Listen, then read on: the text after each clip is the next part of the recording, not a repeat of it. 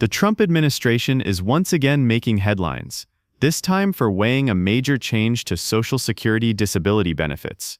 According to new reporting from ProPublica, the proposed rule could make it significantly harder for Americans to qualify for disability assistance, and millions could be affected over the next decade. Here's what's happening.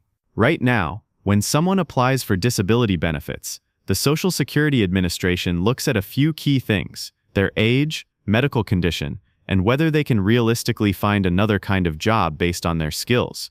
But under this new proposal, age would no longer play a big role. That means a 55-year-old worker who spent their life doing tough physical labor could be judged by the same standards as a 25-year-old just entering the workforce. The administration also wants to update the list of jobs used to decide whether someone could still work. That list hasn't been modernized in decades, and the new version would add more desk-based or computer-heavy jobs. For example, someone who's lost mobility after years of construction or mining work might now be told they can still perform sedentary work, like data entry or online customer service, even if they've never used a computer before. ProPublica reporter Eli Hager shared the story of Christopher Tinker, a 55-year-old man from rural Arkansas. He's worked hard his entire life in coal mines, trucking, and other tough jobs, until health problems cost him one leg and threatened the other. Under the current system, his age and long work history help him qualify for disability benefits, recognizing that starting over at that stage of life is nearly impossible. But under the Trump proposal, someone like him could lose that protection, treated the same as a much younger, more mobile worker.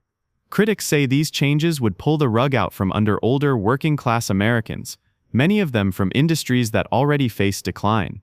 These are people who have paid into the system for decades, only to face new hurdles when they need help the most. Disability advocates warn that it's not just about paperwork, it's about survival for millions of Americans living paycheck to paycheck.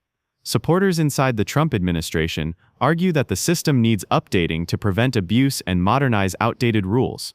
They say some people could still find lighter work if given the right opportunities. The proposal was first drafted during Trump's first term but never completed. Now it's resurfacing under figures like Russell Vought, a key policy official and ally behind Project 2025, suggesting that the plan could move forward by the end of the year. But here's where it gets complicated.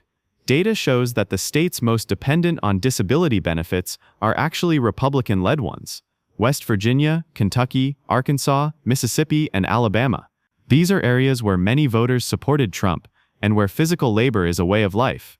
So if this rule goes through, it would hit some of his most loyal supporters the hardest, particularly older workers who've spent their lives in coal mines, logging camps, and factories.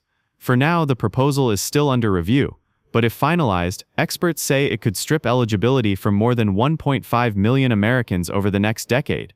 And for families already struggling with medical costs, job loss, and inflation, that loss of income could be devastating. The debate over Social Security disability benefits has always been about more than numbers. It's about fairness, dignity, and the promise that when hardworking Americans fall on tough times, the system they paid into will be there for them.